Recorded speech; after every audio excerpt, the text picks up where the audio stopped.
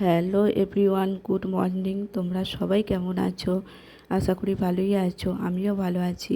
সকাল সকাল গরম গরম চা নিয়ে বসে পড়েছি। আমি আর আমার ছেলে চা খেয়ে নেব। চা খাওয়া আমার হয়ে গেছে।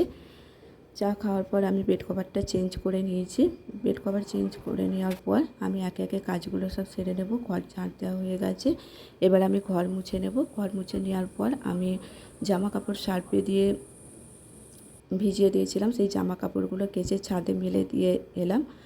এবার স্নান করে আমি চলে গেছি রান্নাঘরে। আজকে আমি রান্না করব পেঁয়াজ দিয়ে আলু ভাজা, পটল ভাজা, ডাঁটা আলুর তরকারি, আম দিয়ে টকের ডাল। এই হচ্ছে আজকে আমাদের দুপুরের মেনু। রান্না হয়ে যাওয়ার পর আমি ওভেনটা ভালো করে পরিষ্কার করে মুছে নিয়েছি। এবার বাসনগুলো মেজে উপর করে রেখে দিয়েছি। এবার আমরা বিকেলবেলা একটু ঘুরতে চলে এসেছি। এরা হচ্ছে বাবা ভোলানাথের মাথায় জল ঢালতে আছে তারকেশ্বরে। তার জন্য আমরা কিছু লজেন্স আর মিষ্টি বিতরণ করছি।